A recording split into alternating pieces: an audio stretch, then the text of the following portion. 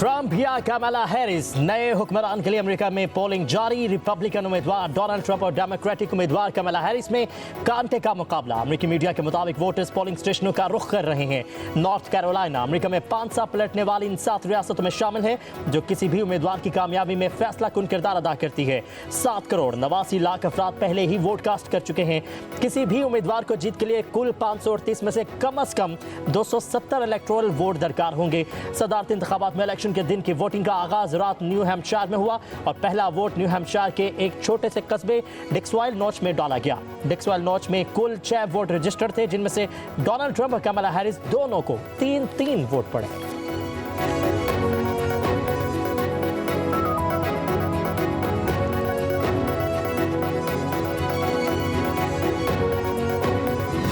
सदारती उम्मीदवार Donald Trump ने अपनी अहलिया मिलानिया के साथ पाम बीच में वोट कास्ट कर दिया। गुफ्तगू करते हुए कहा, अमरीकी तारीख का सबसे अहम दिन है। लोग अमरीका को दोबारा अजीम बनाना चाहते हैं। कहा, जो भी हमारे मुल्क में कानूनी तौर पर आना चाहे वो आ सकता है। मैं सिर्फ गैर कानूनी तारिकीन वतन के खिलाफ हूँ।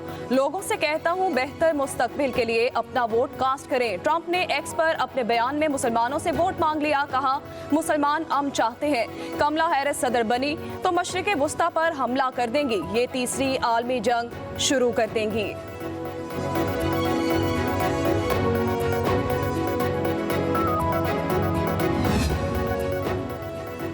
अमेरिकी रियासत जॉर्जिया के फिल्टन काउंटी के 5 पोलिंग स्टेशंस पर बम की अफवाह। पोलिंग स्टेशन को आर्जी तौर पर खाली करा दिया गया।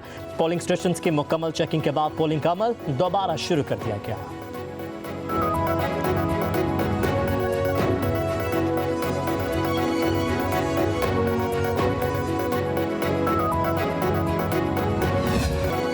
जस्टिस अमीनुद्दीन खान की सरबराही में 7 रुकनी आईनी बेंच तश्कील। चीफ जस्टिस पाकिस्तान याहिया आफरीदी की सरबराही में जुडिशल कमीशन का इजलास। फैसला 7 और 5 के तनासुब से किया गया।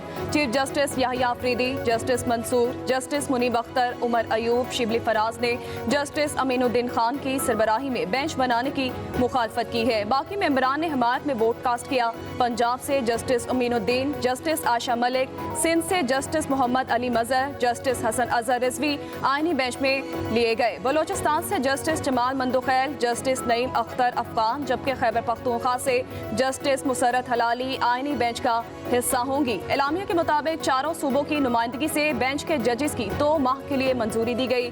कमीशन के सेक्रेटेरिएट के क़याम पर भी तबादले ख्याल किया गया।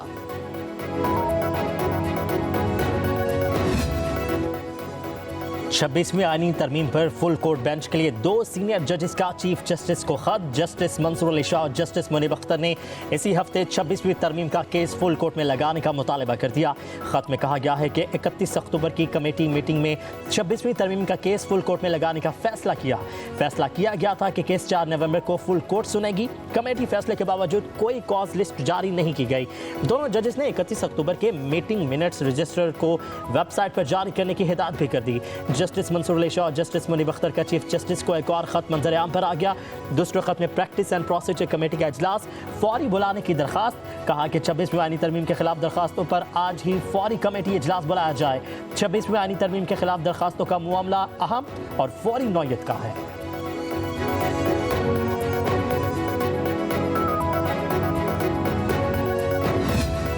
जस्टिस मंसूर अली शाह और जस्टिस मुनीब अख्तर की practice and procedure committee minute जारी कर दिए गए। चीफ जस्टिस याहिया आफरीदी के बगैर जजेस मीटिंग जस्टिस मुनीब अख्तर के चैम्बर में हुई। चीफ जस्टिस याहिया आफरीदी ने कमेटी का इजलास नहीं बुलाया। मामला फौरी नौयत का होने की वजह से जस्टिस मुनीब अख्तर के चैम्बर में कमेटी का इजलास बुलाया गया। जजेस कमेटी इजलास में 26वीं आईनी तरमीम के खिलाफ दरखास्तें 4 नवंबर को लगाने का फैसला हुआ। कमेटी ने दरखास्तों पर समाअत का अक्सरियत से फैसला किया कि फुल कोर्ट समाअत करेगा।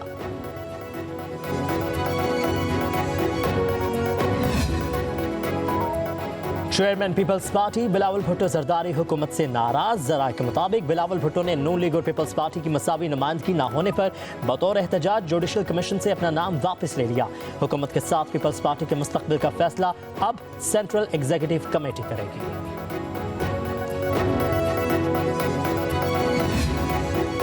वज़ीर-ए-आज़म शहबाज शरीफ ने इस्लामाबाद में तरक्याती मंसूबों का संगे बुनियाद रख दिया। जिना एवेन्यू, 9 एवेन्यू, सिरेना चौक, कन्वेंशन सेंटर शामिल है। वज़ीर-ए-आज़म शहबाज शरीफ की वज़ीर दाखिला मोहसिन नकवी की तारीफ। कहा, मोहसिन नकवी ने अपना पंजाब वाला रिकॉर्ड बरकरार रखा हुआ है।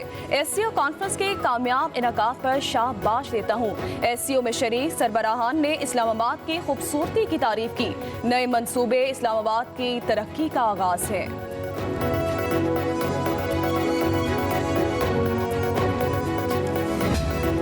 मौलाना फजलुर रहमान से रहनुमा पीटीआई असद कैसर की मुलाकात। गुज़िश्ता रोज़ होने वाली कानून साजी पर मुशावरत की गई। मुलाकात में सेनेटर मौलाना अब्दुल वासे, अलामा राशिद महमूद सोमरो, मोहम्मद असलम गौरी, हुसैन अखवंजादा ने शिरकत की। हुकूमत जानबूझकर अपोजिशन को इश्तियाल दिला रही है। गुज़िश्ता रोज शब खून मारा गया। असलम गौरी बोले, मौलाना ने बानी पीटीआई की रिहाई का मुतालबा किया है। पीपल्स पार्टी और नून लीग का रवैया जमहूरी नहीं है।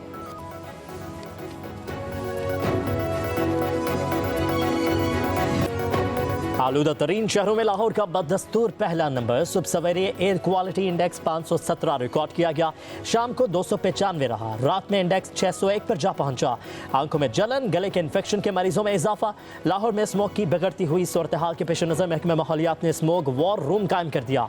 एयर क्वालिटी इंडेक्स और फिजा को आलूदा करने वाली हवाओं का रुख मॉनिटर किया जाएगा।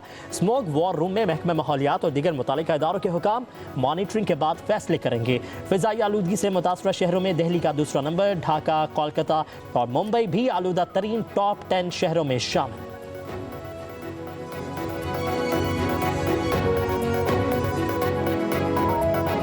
मेरी तक देना होंगे।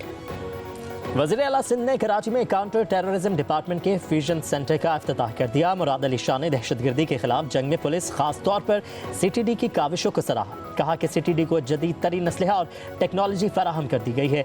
सूबे में शिद्दत पसंदी में मुलविस अफराद और ग्रोहों का सदेबाप करना होगा। आवाम के जान माल के तहफ़्फ़ुज़ को हर सूरत यकीनी बनाना है।